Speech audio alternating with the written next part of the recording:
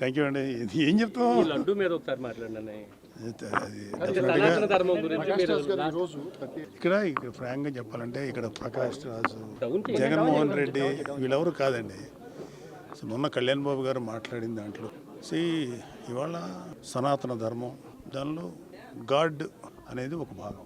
ఇది ఈ సనాతన ధర్మానికి అవమానం కలిగించే వాళ్ళ గురించే మాట్లాడారు తప్ప, నిజంగా చెప్పాలంటే మన దేశంలో ఏ ముస్లిము ఏ క్రిస్టియన్ను వాళ్ళు అసలు ఎప్పుడు టచ్ చేయరు ఎవరిని. అలాగే మనం కూడా వాళ్ళు టచ్ చేయం. ఎవరో ఎక్కడన్నా ఒకటి సంఘటనల వల్ల ఇదవుతుంది తప్ప యూజువల్గా ఒక మతాన్ని ఇంకో మతం ఎప్పుడు గౌరవించుకొని బతుకుతున్నాం.